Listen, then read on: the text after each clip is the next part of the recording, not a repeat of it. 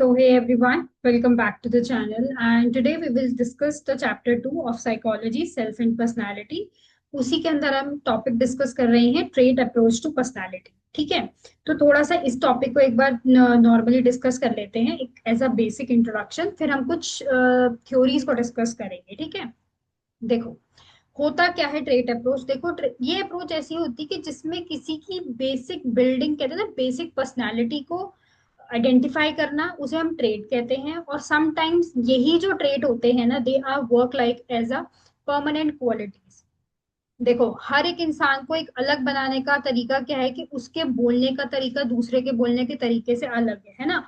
Might be मैं friendly हूँ, but जो मेरे साथ में है वो फ्रेंडली ना हो, है ना. तो वो उनकी ट्रेट पर्सनालिटी है, वो उनकी ट्रेट अप्रोच है ना. Might be I am helpful, but मेरे जो साथ वाले हैं वो हेल्पफुल ना हो, तो वो उनकी अपनी ट्रेट पर्सनालिटी है. एंड दे में कंसिस्ट अ डिफरेंट सिचुएशंस. तो उसमें बहुत सारी सिचुएशंस आती हैं, सबके मिक्स ट्रेड्स होते हैं. डिपेंड करता है कि पर्सन टू पर्सन कैसा है. ठीक है. कुछ की यूनिक पर्सनालिटीज होती हैं. और अगर मैं आसान भाषा में बात करूं तो ट्रेड अप्रोच क्या है? एक ऐसी पर्सनालिटी जो किसी की प्राइमरी करेक्टरिस्टिक्स को आइडेंटिफाई करने में हेल्प करे. ठीक है. And this is based on many side. देखो, इसके पीछे भी कुछ साइकोलॉजिस्ट ने अपनी इंपॉर्टेंट ट्रेड थ्योरीज को बताया है, जिसे अब मैं आपके साथ डिस्कस करने वाली हूँ. ठीक है. तो सबसे पहले हम डिस्कस करने वाले हैं एल्पोर्ट की ट्रेड थ्योरी को. That is Gordon Allport. So what is the meaning of this theory? देखो, गॉर्डन एल्पोर्ट ने बोला कि हर इंडिविजुअल यूनिक है. उनकी पर्सनालिटी को समझने के लिए हमें उनके ट्रेड्स देखने चाहिए. तो अच्छा, ट्रेड्स क्या है? Basically traits is equal to relatively stable characteristics जो एक इंसान को दूसरे से अलग बनाते हैं. ठीक है. दूसरी बात, एल्पोर्ट ने ट्रेड्स को तीन कैटेगरीज में डिवाइड किया. पहला है cardinal trait, central trait and secondary trait. देखो, कार्डिनल ट्रेट होता क्या है? देखो, डोमिनेंट ट्रेट जो पूरी पर्सनालिटी को डिफाइन करता है. जैसे कि एग्जांपल के तौर पे महात्मा गांधी, उन्होंने क्या बोला? Non violence. Mother Teresa is that compassion. तो मतलब उनका कार्डिनल ट्रेट है ना. सेंट्रल ट्रेट क्या होता है? कहीं ना कहीं जनरल ट्रेट जो आपके बिहेवियर को गाइड करता है. Example, honesty, सोशेबिलिटी, kindness. That is your central trait कि आपका बिहेवियर कैसा है ना. तीसरा आता है आपका सेकेंडरी ट्रेट. इसे हम कह सकते हैं सिचुएशन स्पेसिफिक ट्रेट, जो कभी कभी दिखता है. एग्जाम्पल के तौर पे शाय इंसान है ना, थोड़ा सा स्टेज पे जाके नर्वस हो जाता है, तो वो उसका सेकेंडरी ट्रेट है ना. तो basically common trait is that कि आप एक ही कल्चर को शेयर कर रहे हो, तो वो कॉमन ट्रेट में आता है आपका. तो पर्सनल डिस्पोजिशन, इंडिविजुअल ट्रेट्स एक यूनिक पैटर्न को दिखाता है. ठीक है. There is a word, there is idiographic focus और अ प्रोप्रियम फोकस, मतलब कि सेल्फ. ठीक है. जब इंसान के एक यूनिक पैटर्न को कोई चीज डिस्क्राइब करे तो उसे हम कहते हैं आइडोग्राफिक फोकस. ठीक है.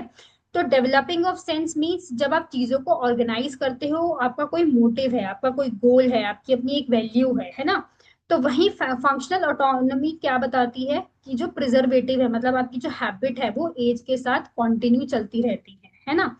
कभी कभी देखा आपने, एडल्ट मूवीज के साथ आप ग्रो होते हो तो आपके अंदर वही चीजें रहती हैं, आपकी वो कंटिन्यूअस वैल्यू में चलती रहती हैं. That is प्रोप्रिएट. अगर आप हेल्दी पर्सनैलिटी इंडिकेटर हो तो आप बहुत ही वार्म और एक रियलिस्टिक परसेप्शन के साथ होगे, आपकी इमोशनल सिक्योरिटी होगी. इवन आप सेल्फ ऑब्जेक्टिफिकेशन पे बात करेंगे, राइट. तो इन सब चीजों का मतलब क्या है कि एल्पॉट क्या कहते हैं?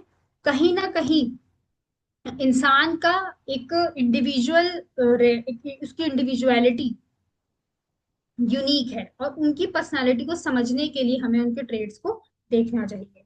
तो ये तो थी एल्पोर्ट्स थ्योरी. दूसरा है इसमें kettles personality factors, that is 16 PF, जिसे हम रेमंड कैटल भी बोलते हैं. देखो, इन्होंने क्या बताया कि जो फैक्टर एनालिसिस है उसको यूज करके 16 बेसिक ट्रेड को हम आइडेंटिफाई कर सकते हैं जो एक इंसान की पर्सनालिटी को डिफाइन करता है. ये ट्रेड एक कॉमन, कॉन्टिमन और मतलब देखो एक कॉन्ट्यूम होते हैं, मतलब कि किसी इंसान में ट्रेड ज्यादा हो सकता है, किसी में कम हो सकता है. Example of some trade are, जो जो लोग रिजर्व्ड हैं, might be they are outgoing. Serious है, they are happy go lucky. Submissive है, they are dominate. And there is a practical, that means imaginative. In 16 PF questionnaire के through इंसान की personality profile बनाई जा सकती है. ठीक है। तो L data means life record, Q data means self report, T data means objective test, जहां पे सिचुएशंस को पर्पस के साथ देखा जाता है। तो मैंने आपके साथ इसके ट्रेड टाइप भी डिस्कस करे। एबिलिटी ट्रेड का मतलब है कि एक इंसान कैसे काम करता है अपने गोल के लिए। टेम्परामेंट ट्रेड क्या होता है, उसका बिहेवियर कैसा है, इमोशनल है, काम ज्यादा करता है।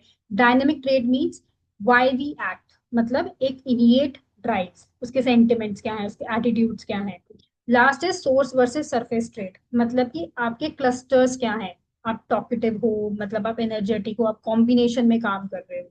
सोर्स ट्रेड मीन्स कि आप चीजों को कितना डीप में समझ सकते हो। तो मैंने कुछ इसके नीचे कॉमन एग्जांपल्स भी बताए हैं, हाई से लेके लो तक। High means warmth, reasoning, emotional and धीरे धीरे आपका स्पेसिफिकेशन। सिंप्लीफाइड वर्जन में भी मैंने इसको दिखाया है कि कैसे इंसान का बिहेवियर जो है वो सम ऑफ ट्रेड से मिलके बना होता है। ठीक है। Okay. So last one is Eysenck theory of personality.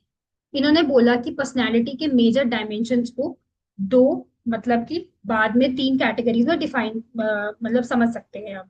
पहला है एक्सट्रावर्जन और इंट्रोवर्जन। अच्छा, एक्सट्रावर्ट क्या है, sociable, accounting and talkative. And introvert means reserved, quiet and thoughtful.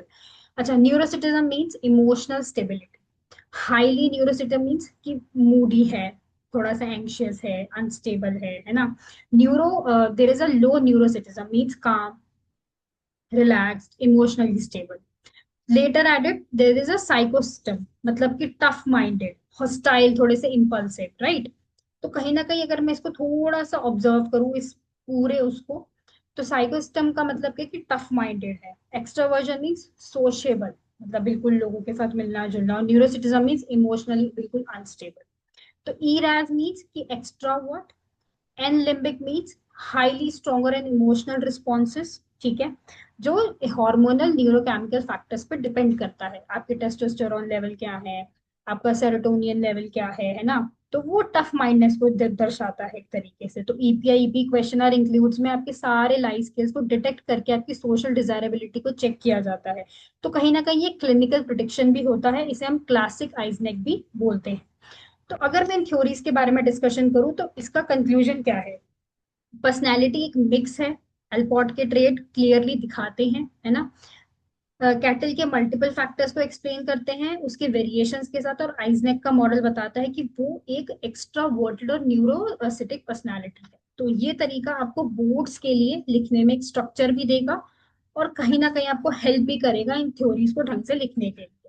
So yeah, this is all about the today's session, and we will discuss more important theories in the next session. So bye everyone, have a nice day, and do subscribe the channel for the upcoming updates.